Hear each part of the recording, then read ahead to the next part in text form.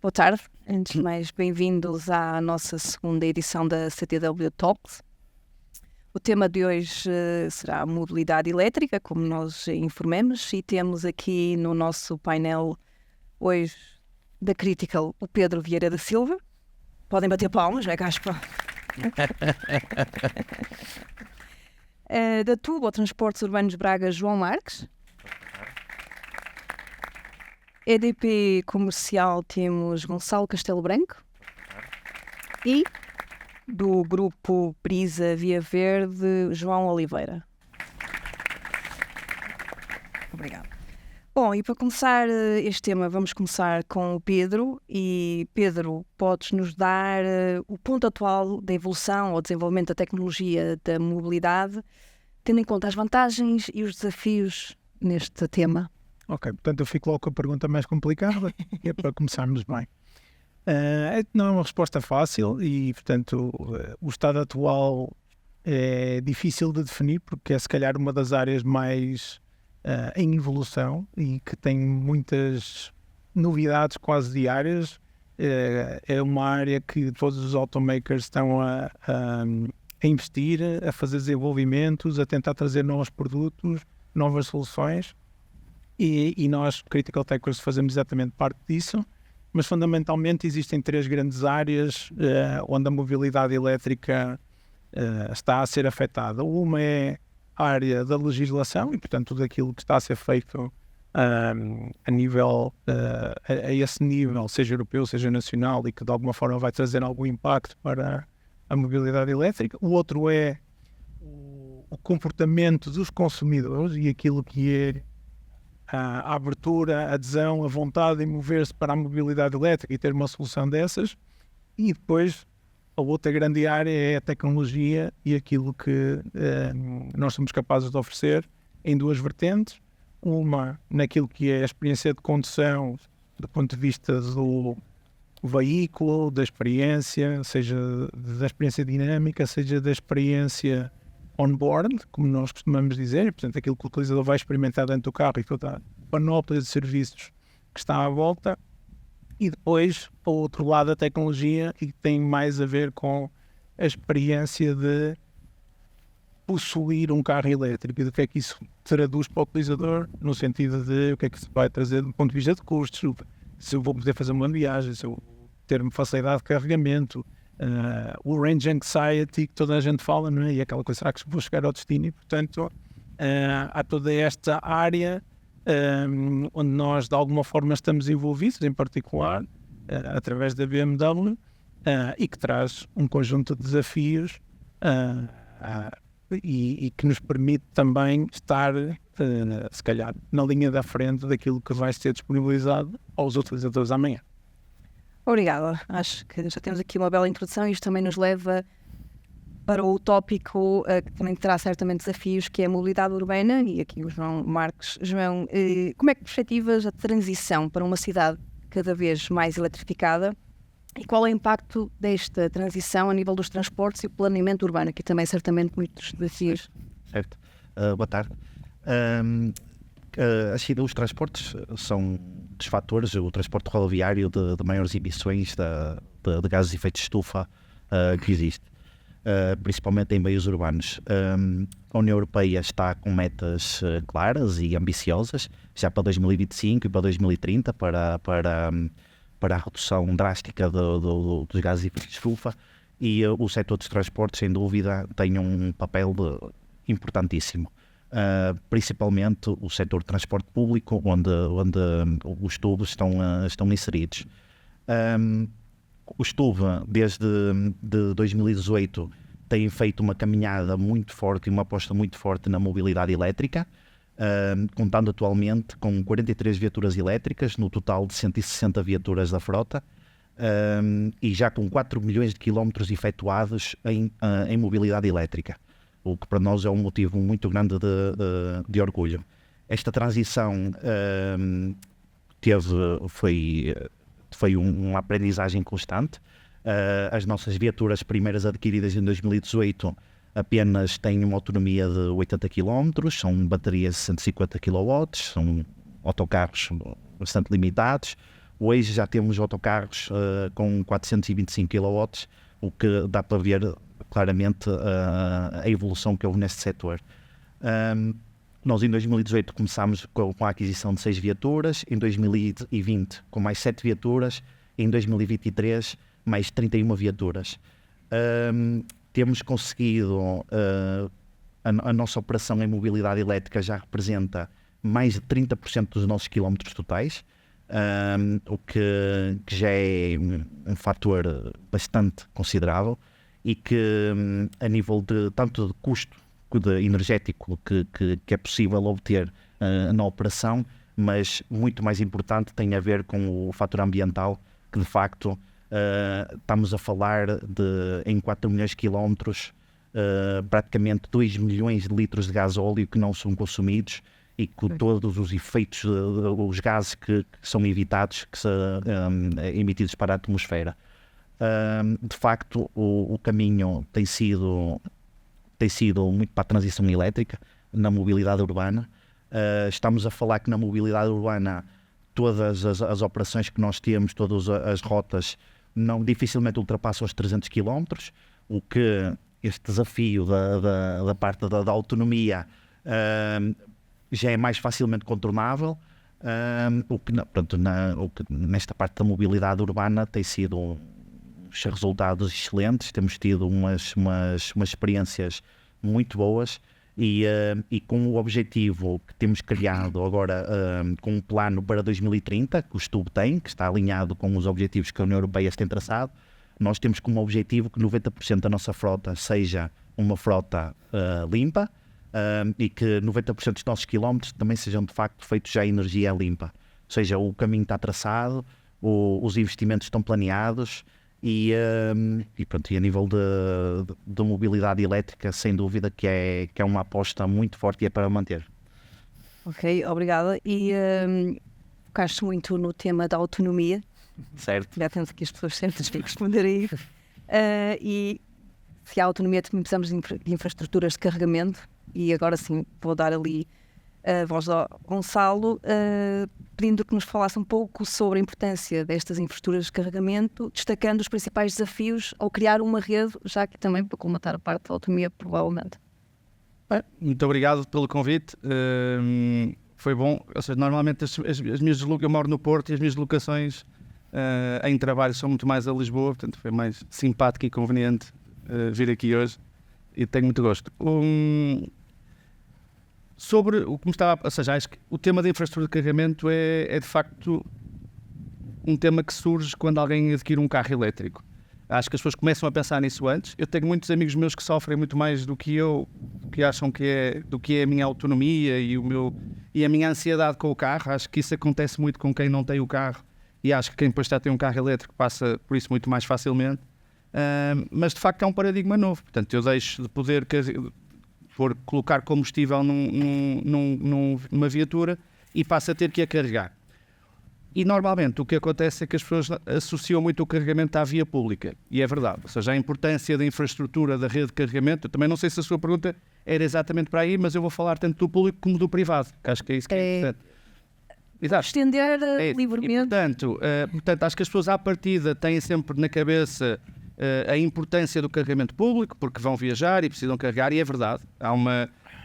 O carregamento público é muito importante, é importante que esteja disponível e em locais de conveniência, mas também é muito importante o carregamento que eu chamo privado, ou seja, em casa e na empresa. Para termos uma ideia, 80% do carregamento, em média, ocorre no ambiente privado. Portanto, eu carrego a maior parte do tempo e das vezes a minha viatura, não eu, em média, nós, na Europa, carregamos muito em casa e no trabalho e, portanto, a infraestrutura de carregamento começa aí. E, portanto, é isso que nós na EDP também tentamos ajudar o nosso cliente de mobilidade elétrica nessa jornada, porque o cliente vai logo ter que saber o que é que precisa, como é que tem o carregador, depois se mora num condomínio é um tema diferente que se mora numa moradia individual, porque há muitos desafios, também da sua pergunta, na instalação ainda de pontos de carregamento em condomínios, quem paga a conta, como é que se divide a potência, e, portanto, é isto que nós queremos ajudar os nossos clientes, também um desconto na energia, por exemplo, para ser mais fácil, para incentivar e para ser mais barato carregar à noite. Portanto, esta parte de carregamento é muito importante nas residências, nas empresas, acho que se começa a ver cada vez mais, e diria até no último ano, uma aceleração enorme nas empresas, na eletrificação das frotas e na necessidade que comunicam à EDP, neste caso, de precisarem de pontos de carregamento e da gestão desses pontos de carregamento. E, portanto, é algo onde nós também estamos a investir e a trazer soluções aos clientes. E depois, claro, o carregamento público. O carregamento público é aquele que está no espaço de acesso público, mesmo locais privados, portanto, uma superfície comercial, um centro comercial, um supermercado, hospitais. Nós temos parcerias com várias cadeias de hotéis, os Pestana, os Vila Galé, na Brisa, também com a BP, com a Repsol, McDonald's, Burger King, ou seja, todos estes sítios são pontos de acesso público, pontos de carregamento. Temos investido muito nesta rede. A EDP hoje tem mais de 2.600 ou 700 pontos de carregamento já contratados na via pública, e aí acho que é importante ter uma oferta para os vários tipos de necessidades, ou seja, é muito importante desde logo na via pública nos municípios, no meu bairro, onde eu moro, porque muita gente não tem garagem em casa, portanto não mora nem na residência nem no prédio que eu falava há um bocado, e portanto precisa de carregar na rua. E, portanto, acho que há aqui nos municípios ainda também bastante que podemos ir a fazer no carregamento de veículos ligeiros dos habitantes, mas depois também, quando eu estou em algum lado a fazer compras, a ir ao ginásio, poder carregar o meu carro nessa altura. E depois, claro, o carregamento mais rápido e ultra rápido para as deslocações de maior distância. Portanto, aí nas autoestradas, nas áreas de serviço, é muito importante que eu sinta essa segurança e que essa rede exista para essas viagens maiores. Portanto, é um bocadinho esta panóplia que quem vai tendo um veículo elétrico e usa esta jornada se vai habituando e começa a ficar bastante mais confortável com isto, porque de facto eu acabo até por não perco muito tempo a carregar, ou seja, o meu carro está a carregar, eu demoro o tempo de pôr o conector e tirar no dia seguinte, ou seja, nem sequer não tenho que ir à estação de combustível e ficar lá os 10 minutos à espera.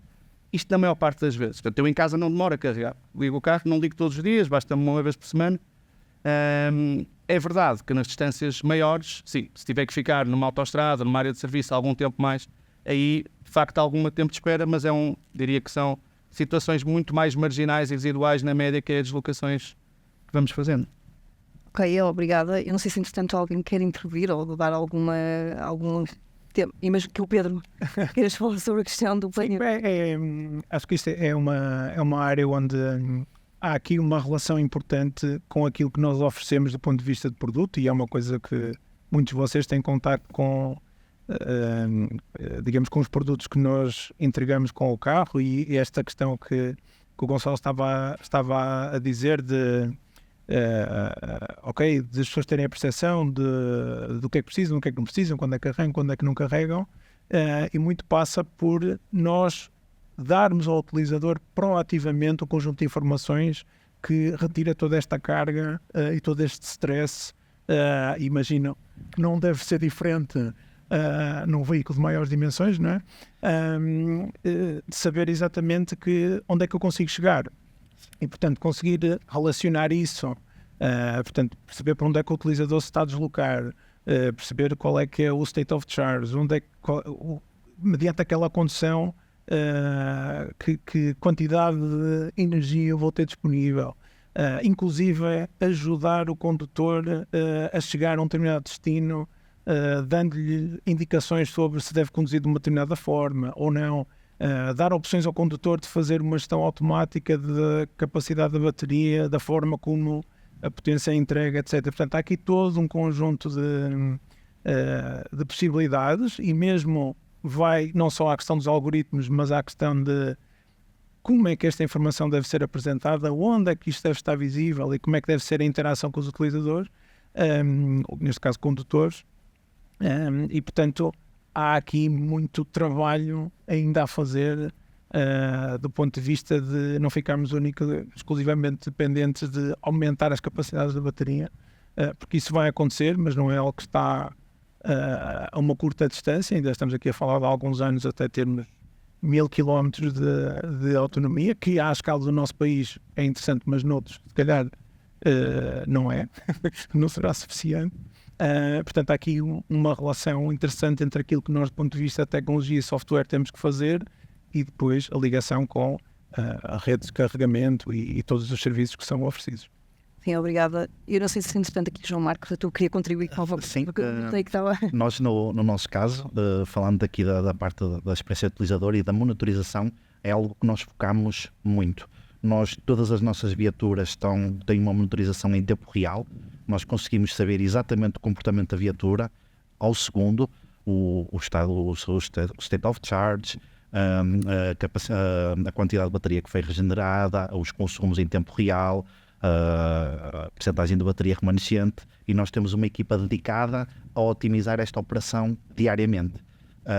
Isto é importantíssimo porque nos permite criar um conjunto de ações, lá está, através da nossa experiência, da experiência de condução, experiência de circuitos, permite-nos cada vez otimizar mais os nossos percursos, a nossa operação, conseguir cada vez trabalhar de forma mais eficiente, e o mesmo se passa também em relação aos nossos carregamentos. Os nossos carregadores elétricos, nós temos 45 pontos de carregamento nas nossas instalações, e todos eles também têm uma monitorização e uma possibilidade de fazer a gestão do próprio carregamento. Nós, por exemplo, temos o período noturno para fazer os carregamentos, e nós otimizamos, tendo em conta as variações de preço que existem, tanto de noite como até se houver necessidade de fazer carregamentos de dia, fazemos otimizações inteligentes para otimizar ao máximo a operação elétrica. O objetivo é otimizar o máximo número de quilómetros por viatura e o mais baixo custo a nível da parte do carregamento. Isso tudo, essa parte da monitorização, esses softwares de gestão são importantíssimos, e para nós, no nosso caso, é a base do nosso trabalho e da nossa eficiência da operação. Ok, obrigada. Pronto, já falamos aqui da mobilidade urbana, as infraestruturas elétricas, agora vem a questão do que é que acontece, o impacto na infraestrutura rodoviária. E aqui, João Oliveira, pergunto, considera que as infraestruturas existentes têm necessidade de se adaptar a este novo paradigma da mobilidade elétrica, e quais seriam as necessidades ou exigências que se prevêem também neste campo, e qual é o impacto aqui? Boa tarde, obrigado pelo convite. Eu também vim com todo o gosto a Braga, que já não vinha aqui há uns meses, e fiz 380 km num carro elétrico. Parei numa área de serviço, onde carreguei num posto super rápido da EDP, tive esse cuidado. E só não tive o cuidado de vir num BMW, mas já há muitos BMWs em que vocês têm trabalhado para eles. Fica a nota. Fica a nota. Aquilo que eu posso partilhar, e a resposta é obviamente que sim, que as infraestruturas têm que se adaptar, mas eu estou numa posição privilegiada, porque praticamente aquilo que eu vou dizer, os meus colegas de painel já tocaram as diferentes frentes, os clientes, a gestão das infraestruturas, a gestão da informação, que é uma coisa muito, muito importante, e nós, com parceiros como, escolhemos 3 parceiros, a EDP, a Galp e a Ionity, começámos em finais de 2018 a lançar-nos no primeiro desafio que vai ao encontro da pergunta, que era preparar as autoestradas. Não sei se sabem, em Portugal há cerca de 3.000 km de autoestradas, a Brisa gera metade, cerca de 1.500 km. Nós dizemos que a Brisa gera a espinha dorsal. Há alguma confusão nos consumidores, eu sou da equipa da Via Verde, porque depois a Via Verde permite-nos o acesso e pagamento a todos os 3.000 km das autoestradas. Hoje não é um dia para discutir política, não sabemos o que é que vai acontecer com os escudos, ou julgamos que sabemos. E, portanto, a primeira etapa em 2018, que depois foi implementada 2021, foi nós garantirmos tranquilidade ao utilizador das autoestradas. Algumas áreas de serviço só tinham 1, 2 carregadores de cada lado. Quer dizer, eu até posso dizer que inicialmente, que já vem da Mobier em 2014, 2015, havia postos de carregamento nas autoestradas, 1, 2 de 22 kW, depois alguns de 50, alguns desses 50 ainda existem, mas depois nós avançámos com estes 3 parceiros para garantir a todos os utilizadores das autoestradas que em todas as áreas de serviço, e áreas de serviço em média de 40 em 40 km, havia, para o que estava instalado na altura em termos de viaturas, havia capacidade suficiente de carregamento. E hoje, estamos em 2024, eu tive a sorte de chegar a Antoine e estava lá um carro a carregar, portanto eu não tive que esperar, porque havia mais mangueiras do que carros, que é uma coisa que no verão começa a apertar. Também isto não foi preparado, eu parei, tive que fechar os vidros porque a EDP, e muito bem, estava a fazer obras para largar a área.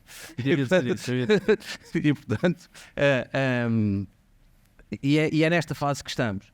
E portanto, nós escolhemos nesta primeira fase com os nossos parceiros pôr as áreas de carregamento perto das áreas de restauração, portanto, fugindo um bocadinho dos postos de combustível. Na Galp, isso não é tão fácil, porque a Galp está virada ainda hoje muito para os combustíveis, mas há aqui um ponto importante que acho que foi o Pedro que falou, que é a educação do consumidor. E depois o Gonçalo também falou. Os nossos colegas que não têm carros elétricos, que nunca andaram de carros elétricos, fazem sempre uma comparação, desculpem uma expressão, one-to-one. Depois, quando sentam num carro elétrico, esquecem isso tudo. E, portanto, de uma forma geral, esse é o problema. E a gestão das infraestruturas é muito importante para transmitir essa confiança. Ou seja, quando me disseram que eu tinha que vir a Braga, para mim não era drama nenhum. Ou seja, podia ter corrido mal, porque podia ter estado meia hora à espera no limite para carregar o carro. Mas já não é drama nenhum. Se eu falar com um colega, que já há muito poucos, que tem ainda um carro híbrido, ele diz logo: eu não vou a Braga de carro elétrico. Pronto. E portanto, isto porquê? Isto é uma opinião muito, muito pessoal. Não há dúvida absolutamente nenhuma, e o exemplo dos transportes públicos, que o futuro das cidades vai ser elétrico. Não há dúvida nenhuma. Quando é que isso vai ser uma realidade? Depende das economias, depende da legislação. Obviamente que no mundo há mais de 2 mil milhões de carros com motores térmicos. Quando é que esses carros vão ser substituídos? Mas, por outro lado, cada vez se vendem mais carros elétricos. De vez em quando há umas notícias que nós vamos vendo, que é o grupo A, o grupo B reduziu os investimentos nos carros elétricos, mas eu não acredito muito nisso.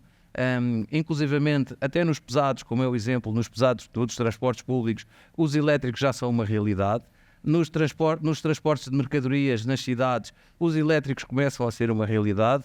Depois, nos transportes de mercadorias, os pesados, vamos ver. Mas também nesses, nós já estamos a pensar em que áreas de serviço é que se justificará, dentro de alguns anos, haver postos de carregamento específicos, porque mesmo os caminhões de tiro têm que dormir. E quando dormem, podem carregar. Portanto, agora, uma coisa diferente, e para passar a palavra, é, até porque depois, numa segunda fase, para não vos cansar, gostava de dar o exemplo, podia dar da Brisa ou da EDP, que é a transformação que as próprias empresas estão a fazer das suas frotas, mas um dos grandes problemas é a comparação 1 para 1, que é: hoje tenho um carro a diesel, a Europa, e foi uma exceção no mundo da taxa de carros passageiros a diesel, e portanto, se nós formos falar com o americano não sabe o que é fazer 1000 km sem abastecer.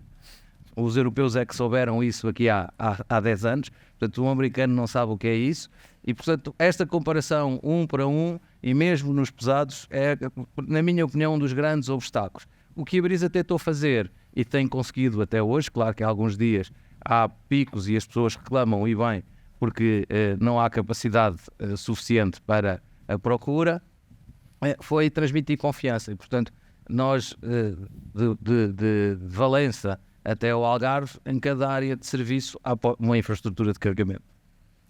Obrigada, Gonçalo.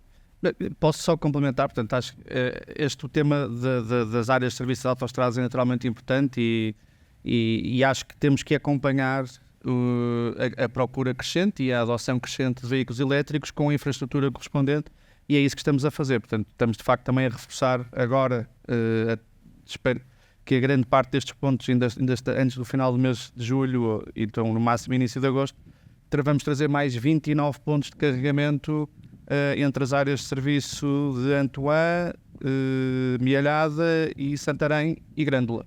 Portanto, já é também um número de pontos importantes adicionais no âmbito desta parceria, e é algo que claramente vamos querer continuar a fazer. Se calhar ia só dar aqui uma nota que me soou às das intervenções também aqui do Pedro e do João, que é a importância do digital. Mais obviamente na intervenção do Pedro, mas também aqui no João, quando ele fazia a gestão tanto dos autocarros, dos carregamentos e dos carregadores. E acho que é interessante, de facto, perceber que a experiência de carregamento e do lado elétrico é muito digital. E, portanto, mesmo nós, os produtos e serviços que vamos fazendo e que vamos percebendo as necessidades dos clientes que nós temos, são muito digitais. Ou é uma wallet, para ter uma carteira que o cliente pode carregar para fazer a divisão de contas de custos do prédio entre a energia que foi gasta entre os vários vizinhos, por exemplo, a gestão da potência desse edifício. Mas depois também no carregamento público, dizer uma coisa que eu acho interessante, e acho que também aqui para o público em que estamos hoje, o carregador, portanto, quem faz a gestão do carregador não sabe que carro é que vem aí, nem mesmo quando o carro se liga, ele não sabe que carro é que é, nem com que estado de bateria está. Ou seja, ainda há aqui um desafio, diria, ao nível de regulação e depois de interoperabilidade de dados. Acho que há um nível mínimo de dados que será benéfico seguramente para quem vai no veículo e para quem está a gerir o carregador, para poder saber que com este estado de bateria, eu se chegar àquele carregador tem a potência indicada, ou as próprias baterias já estão a fazer o arrefecimento e a preparação das baterias para carregar. Ou seja, acho que é importante, e acho que na Europa estão a ser feitos desenvolvimentos para isso, mas é importante que na lógica digital a infraestrutura consiga comunicar melhor com o veículo. Isto, há o exemplo que eu estava a dar, portanto, algum carro que chega a uma autoestrada, portanto, eu não sei, digo como operador de ponto de carregamento, o carro conectou-se, eu mesmo assim ainda não sei se o carro tinha 5% de bateria ou 95% de bateria. Portanto, consigo perceber vários indicadores entre o fluxo que vai existir naquela transação e naquela sessão, mas não tenho a informação toda. Mas também na parte da rede, ou seja, acho que o veículo elétrico vai ser muito importante como um ativo da rede elétrica.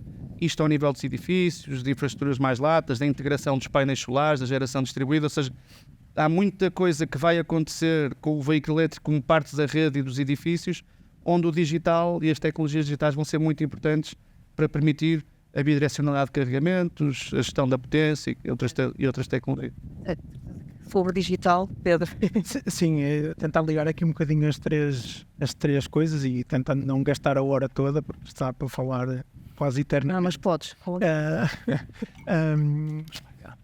Em termos de frotas, a realidade não é assim tão distinta do ponto de vista daquilo que é as necessidades de uma frota urbana e de transportes públicos para as realidades das frotas das empresas. Nós hoje, e a BMW é uma grande fornecedora de frotas e hoje está inclusive a apostar naquilo que é o serviço de frota para também fazer a gestão do parque, seja do ponto de vista de perceber exatamente onde é que os veículos estão, o que é que não estão, quais são os seus estados de carga, se tiver que fazer balanceamento de carregamentos, etc. E, portanto, toda esta digitalização e serviço e software é uma realidade já hoje em dia e nós estamos a criar as ferramentas para conseguir fazer este tipo de gestão. Portanto, vai um bocado na mesma direção e nas mesmas preocupações que o João estava aqui a identificar, porque no fim do dia, se eu tiver 20, 30, 50 carros e tiver toda a gente a recolher à empresa,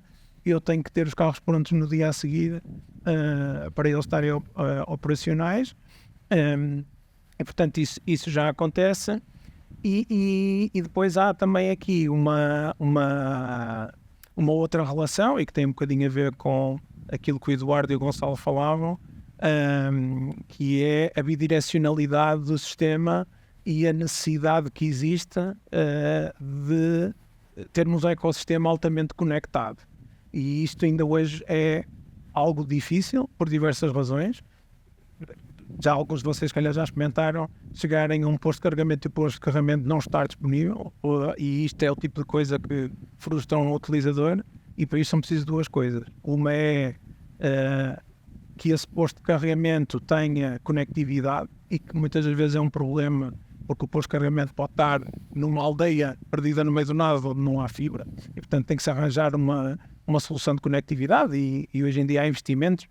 Ali a semana passada que a Telecom, que é uma das empresas que mais investimento tem feito nesta área, está a fazer experiências na Smart City nos Estados Unidos, exatamente para criar um sistema de serviço onde os OEMs e os fornecedores de carga podem automaticamente ter estas conectividades implementadas, e depois é os operadores efetivamente fornecerem informação à rede do que é que está a acontecer naquele posto, de quais são as disponibilidades, quando é que ele vai estar livre eventualmente, e exatamente integrar isto depois na experiência do utilizador. Porque se eu não tiver que parar aqui, mas se parar 20 km à frente e chegar lá e puderes carregar imediatamente o meu carro, vai ser muito mais simpático para mim, não é?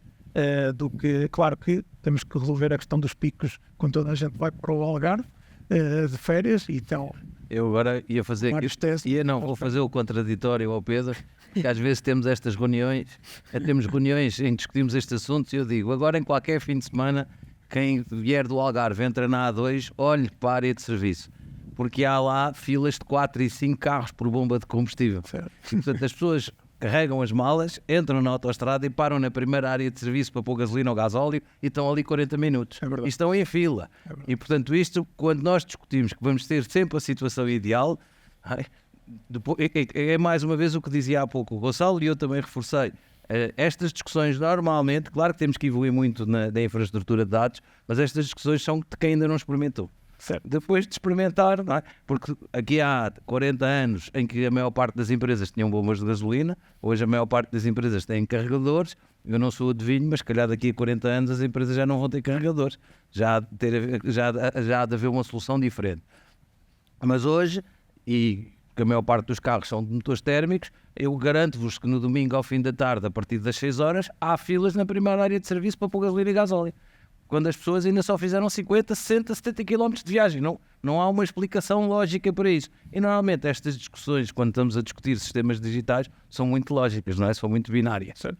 Mas é exatamente um bom exemplo, que é, no carro a combustível, eu não tenho esta informação, não é? Não sei que estão, se calhar, 40 pessoas ali à espera e se calhar 40 km à frente que eu ainda consigo lá chegar, não está ninguém para abastecer. E, portanto, num carro elétrico isto é uma coisa que é um dado adquirido e já faz parte do ecossistema digital que qualquer utilizador, qualquer condutor vai ter disponível, e isto também acaba por ser um fator que entra para o equilíbrio da rede.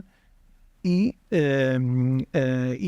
mais uma vez, não é? A questão da experiência do que é ter um elétrico, da racionalização do carregamento, da eventual preparação da viagem, porque isto depois também toca outros aspectos, e por exemplo na área da personalização, eu saber que vou fazer o regresso para o Porto, por exemplo, a partir do Algarve, e na minha app está-me a avisar que eu não tenho carga para sair e chegar ao posto de carregamento, etc. Eu posso preparar no dia anterior essa viagem, e não depende de eu me lembrar que o tenho que fazer, não é? Pode haver aqui um comportamento proativo. Portanto, há aqui muitos touch points que nós estamos a trabalhar e que podemos fazer ainda melhor e mais, e portanto com isso também tornar a mobilidade elétrica uma coisa cada vez mais normal e natural.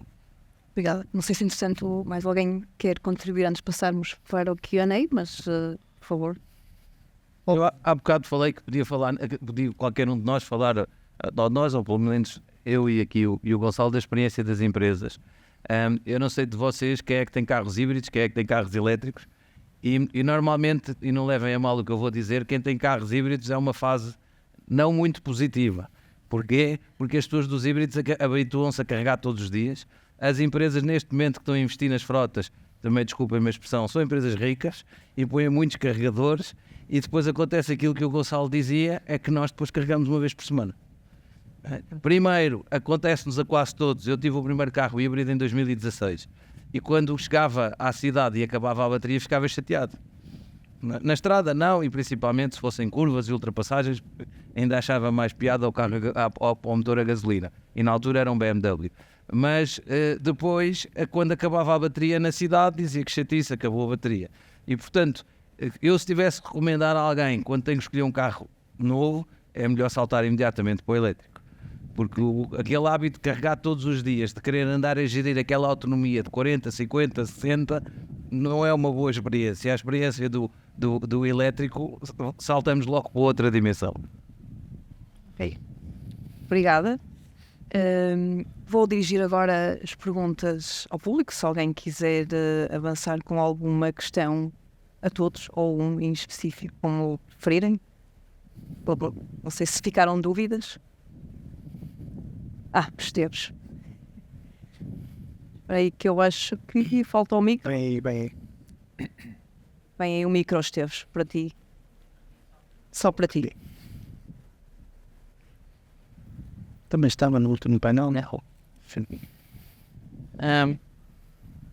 Obrigado, não está. A minha questão é, se calhar mais para a EDP, qual é que é a vossa estimativa para os próximos anos da necessidade de aumento de potência disponível para a evolução dos elétricos? Ou se não foram numerizados, são uma ordem de grandeza? Não sei dizer um número. o que se estima é que até 2030 o consumo total de energia, que não é a potência, possa aumentar mais 6% pela eletrificação que vai acontecer na Europa. E nessa altura estamos a falar de, por ano na Europa, estarmos a introduzir cerca de 10 milhões de carros elétricos, quando o ano passado tivemos um pouco acima dos 2 milhões, qualquer coisa assim. Mas de facto a potência vai ser o recurso escasso do futuro, quer dizer, não apenas para os veículos elétricos, mas com uma maior eletrificação da sociedade, da economia, que é para a descarbonização, a eletrificação é importante, tanto na indústria, mas também nos transportes, e é isso que os carros fazem. Eu acho que vai ser muito importante, ou seja, o nível de ocupação da rede em Portugal é baixo, a taxa geral de ocupação da potência não está nos limites. E o que acontece é que pode, em centros urbanos e em locais de grande concentração, vamos dizer, de carros elétricos, existirão picos, e aí há um congestionamento ou uma necessidade de procurar adicional. Mas é interessante pensar na solução ao contrário, que é os veículos, eles próprios, todos com uma bateria, eles são uma fonte grande de potência nas cidades. Portanto, hoje estacionei aqui embaixo, neste parque, são 2 pisos, eu não sei quantos carros lá estariam, mas se calhar tinha para aí 500 carros por piso. Ou seja, se todos aqueles veículos, ou uma grande parte, for elétrica, a potência que está disponível, ou seja, a capacidade que está disponível naquelas baterias, será provavelmente capaz de abastecer em termos de capacidade este prédio. Estou a dizer, sei dar o número ao nível de uma moradia, portanto um carro elétrico com uma bateria de 70 kW ou 80 ou algo assim, é suficiente para abastecer uma casa durante uma semana ou 7 casas durante um dia, uma bateria. Portanto, eu acho que o desafio aqui vai ser trazer o digital e conseguir tornar o veículo um ativo da rede. Era isso que eu também me referia há um bocado, ou seja, quando conseguirmos ter bidirecionalidade e as baterias dos veículos funcionarem também até com alguma capacidade de gestão dessa capacidade, os veículos até podem ser uma solução para uma maior penetração de geração distribuída, vamos dizer solar, nas cidades, ao conseguir ter um maior armazenamento local também dessa energia. Ou seja, será muito mais por aí que vamos conseguir, e por temas de flexibilidade e de gestão da potência, de vehicle to grid, bidirecionalidade, que vamos, não antecipo que o desafio da potência vá ser um obstáculo àquilo que são as metas de eletrificação na Europa. Certo, e se calhar acrescentava, pronto, sem estar aqui a querer fazer publicidade, não é esse o objetivo, mas efetivamente esta questão da bidirecionalidade, do vehicle to grid, é uma área que também os fabricantes de automóveis estão a trabalhar, e em particular na BMW isto é inclusive uma solução que a BMW está a querer comercializar com alguém que adquira um carro, e portanto tirar partido da bateria que está no carro e haver todo um plano de gestão de carga. E já agora tenho curiosidade em saber se aqui o João tem uma perspectiva também sobre isto naquilo que é o transporte público, mas há uma solução completa integrada com o carro, a casa, todo o consumo que é feito, a análise de comportamento do que é o consumo, a disponibilidade, por exemplo, solar, no caso de haver painéis solares, quando é que as viagens vão acontecer, onde é que aquela energia é precisa, usar o carro com uma bateria para alimentar o resto ou para fazer a viagem. Isto é uma coisa que já existe hoje, que já está a ser trabalhada. É preciso fazer mais, porque do ponto de vista dos estándares, da regulação com a rede, etc., há todo um conjunto de questões ainda para serem resolvidas, e portanto não é possível ainda tirar partido de todas as possibilidades que existem, mas é algo que já se está a trabalhar e que à data de hoje já existem soluções, no caso particular da BMW, para o mercado. João. Sim, no nosso caso, há pouco, tem sido mesmo o nosso foco. Nós, para termos uma ideia da nossa dimensão, para 43 autocarros elétricos, nós já temos 3 postos de transformação, um de 1600 kVA, um de 1000 e um de 600, o que já temos ali um consumo, uma instalação, uma capacidade instalada já bastante interessante. E já temos ali, já exige ali a nossa gestão de energia, tem que ser feita de forma bastante eficiente. Mesmo com esta capacidade instalada, nós neste momento não conseguimos pôr as 43 viaturas em plena carga ao mesmo tempo. Que existem limitações da rede, e limitações dos próprios carregadores. O que nós temos feito muito, e principalmente desde o último ano, desde que obtivemos as novas 31 viaturas, o nosso principal foco tem mesmo sido este na parte da gestão da carga e da gestão da operação. Nós temos o nosso software de monitorização já nos permite nós colocar, imaginamos as viaturas chegarem todas ao parque do Estuve às 11 da noite, colocar todas as mangueiras dos autocarros todos e basicamente dar a informação que queremos os autocarros carregados a 100% às 6 da manhã. E o próprio carregador e a própria rede já fazer um carregamento inteligente de toda a frota. Esse é o caminho para o qual estamos a ir. E é o que já é feito atualmente no Estuve, já principalmente nesta última geração que tivemos de carregadores elétricos. Isto é mesmo o caminho, porque isto permite-nos, para além de otimizar muito a parte da potência que está instalada e da própria infraestrutura, mas também nos permite ir muito atrás. Nós olhamos muito ao custo por quilómetro, porque o custo por quilómetro para nós é a base dos custos da nossa empresa, não é? Porque é o nosso core, não é? Permite-nos também fazer uma gestão da energia e do custo que existe da energia de forma muito eficiente. Nós temos momentos que imaginemos que às 2 da manhã o custo de energia é o mais baixo de todos, é onde nós forçamos mais carga. Às 5 da manhã já não é tão interessante, nós já libertamos, já temos muito menos carga. E esta gestão é mesmo aquilo que nós trabalhamos todos os dias para melhorar esta eficiência, porque aqui para nós é onde está o caminho, é onde está a parte mais crítica da nossa operação. Primeiro, garantir que os carregamentos são sempre efetuados e segundo, da forma mais eficiente possível. E realmente já existe ferramentas, já existe software que nos ajudam a esta operação cada vez mais inteligente, cada vez de forma mais autónoma, o que vai permitir esta experiência com o utilizador, e se isto realmente for replicado, por exemplo, ou se já existe para carros ligeiros também, por exemplo, um condomínio, por exemplo, estes problemas dos condomínios, não é? Se for possível os utilizadores dizerem que querem o carro carregado a X horas, pode haver uma gestão inteligente da carga durante a noite, tendo em conta todos os condicionadores que existem. E acho que este realmente vai ser o caminho e tem que ser o caminho para melhorar, lá está, a tal experiência do utilizador, para acabar um bocadinho com estas ideias mal fundadas, não é? Claro. Preconceitos. Exato. Mas é mesmo, essa parte da gestão da potência, também complementando a minha resposta, é exatamente o que nós também temos e solução para condomínios ou para empresas, e até dou o exemplo da nossa própria sede em Lisboa. Nós temos 170 carregadores no parque lá em baixo.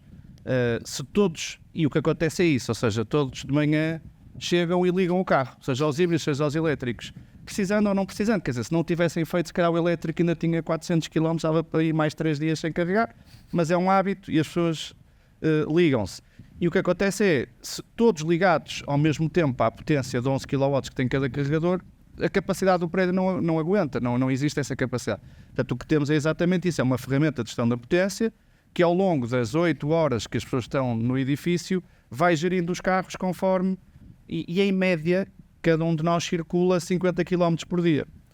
Isso é a média que cada um teria para carregar, tendo vindo de casa de ontem à noite, qualquer coisa assim. Portanto, é relativamente rápido, àquela potência também para um carro elétrico. Portanto, é muito importante. Pois à noite isto acontece nos condomínios, chegam todos às 7 da tarde, se todos se ligarem a potência não é suficiente. Okay. Mas se aquilo for dividido entre as horas todas até às 8 da manhã, já vai ser possível carregar os 50 km em todos. Portanto, são mais uma vez estas ferramentas digitais que já existem e que gostei muito do exemplo que trouxe aqui, também ao nível até de pesados, que acho que torna particularmente interessante, mas que são soluções que já estão disponíveis para prédios e residenciais ou de escritórios para fazer esta gestão.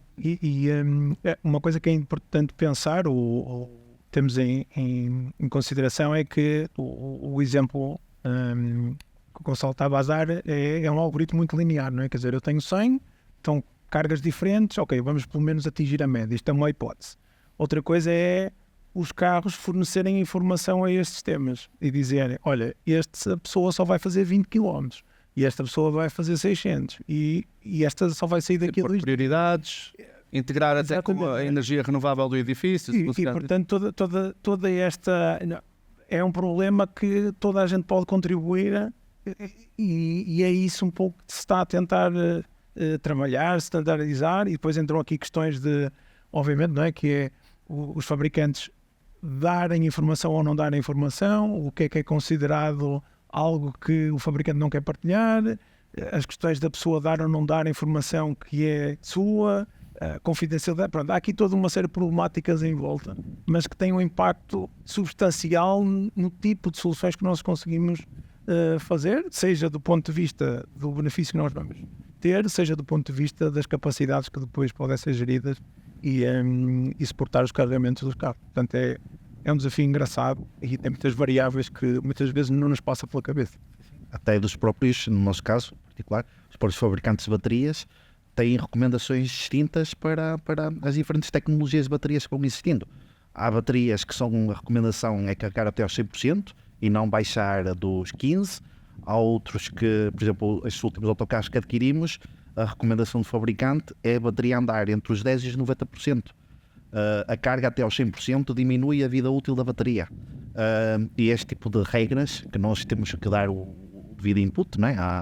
aos softwares de gestão, que é para realmente também trabalharmos neste... O nosso objetivo é sempre aumentar a vida útil da bateria, não é? Que queremos otimizar ao máximo a utilização das baterias e este conjunto de regras que é estabelecido logo à partida e que nos permite também, lá está, na gestão, é crucial. Obrigada. Ou para mim, se houver mais alguma pergunta que alguém queira fazer, ou foi esclarecedor no momento, estamos dentro do tempo. Conseguimos. Temos mais uma pergunta?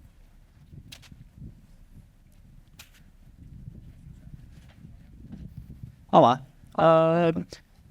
O João Duatu falou agora um bocado da evolução ou do estado em que tem neste momento os carregamentos das baterias dos autocarros, mas eu tinha interesse em perceber como é que foi a evolução dos carregamentos, porque os primeiros autocarros que tinham pouca autonomia e eram poucos, e de repente houve um aumento muito grande, de cerca de dezenas de viaturas para 31 novas viaturas, acho eu. Por isso, qual é que foi a evolução, que processos é que melhoraram, como é que foi também feita esta preparação para de repente 39 viaturas aparecerem a ser carregadas, se pudessem divagar um.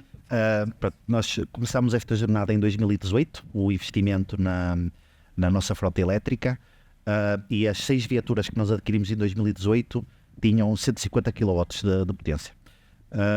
Dá para uma autonomia aproximadamente de 80 km, o que para a nossa operação é insuficiente. O que é que aconteceu? Essas viaturas ainda hoje estão em circulação. Essas viaturas basicamente fazem percursos, o que nós chamamos de percursos de 3 partes. Elas fazem 3 ou 4 horas de operação logo de manhã, têm que recolher ao parque, fazer um carregamento, fazem uma operação a meio do dia, recolhem, fazem outro carregamento e à noite exatamente igual.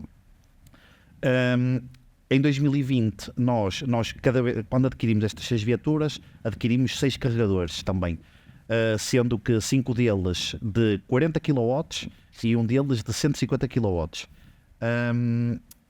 Nós, o que nós temos feito a nível de compras de viaturas carregadores é, cada vez que compramos uma viatura, nós temos adquirido sempre um carregador para cargas lentas.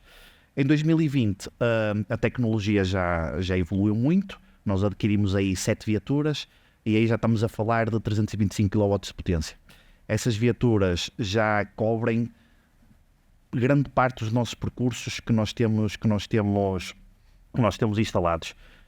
A maior parte dos nossos percursos anda ali à volta dos 200 km, mais ou menos, sendo que essas viaturas já nos permitem fazer uma operação diária de manhã à noite e com uma carga lenta, uma carga lenta durante a noite. Nós nessa altura adquirimos carregadores de 90 kW, 6 carregadores de 90 kW e um de 150 kW. Também sempre com a lógica de ter um carregador para uma viatura. Porquê isto? Porque nós privilegiamos a carga lenta, nós temos apenas um período noturno para fazer o carregamento pronto. Depois, em 2023, foi o grande boom no estudo. Nós vieram mais 31 viaturas entre junho e dezembro. do último ano, e ainda tivemos que viver com 43 viaturas elétricas e apenas com 13 carregadores elétricos, o que foi um desafio durante um mês ou dois, quase 2 meses, foi um desafio brutal. Porque, pronto, devido a alguns atrasos que nós tivemos, foi realmente uma gestão muito dura, porque aquilo implicava pôr autocarros à carga sempre que disponíveis, carregadores a ser utilizados na sua plenitude, mas de facto foi ali um momento muito, muito doloroso. Estas novas viaturas todas que vieram, a nível de autonomia, são viaturas que já nos dão um conforto brutal. Já são viaturas que andam para os 425 kW, já estamos a falar que fazem com muito conforto 300 km de operação, de forma muito, muito confortável. E mais uma vez, com estas viaturas nós optamos por a aquisição de carregadores de 150 kW, sendo que estes carregadores têm saídas duplas, ou seja, nós podemos pôr 2 autocarros a carregar, sendo que cada um, se assim o programarmos, recebe 75 kW de carga. Para nós a operação é relativamente fácil, porque é cargas lentas, cargas noturnas, e que, pronto, o que nós nos focamos mesmo é mesmo na questão da potência contratada, na potência disponível que temos, e depois nos custos da energia que existem. Com as viaturas mais antigas, a dinâmica tem que ser muito diferente. São viaturas que realmente têm muita limitação a nível de operação. A nível de custo, continuam a ser muito vantajosas, porque comparado com uma viatura a diesel, mesmo assim, mesmo tendo 3 momentos de carga durante o dia, são viaturas que temos poupanças muito, muito consideráveis. Mas realmente nós passamos por várias fases, e acho que é um dos nossos pontos fortes, estes 4 milhões de quilómetros realmente em mobilidade elétrica. Já passamos por várias fases, e estas fases foram sempre um crescimento, porque a tecnologia vai evoluindo, e é o que eu digo e continuo a defender, que para o ambiente urbano a tecnologia como está, a nível de baterias, a nível de carregamentos, realmente é uma solução, é a solução ótima neste momento para o futuro das cidades. Obrigada, João. Última pergunta. Alguém tem? Temos tempo.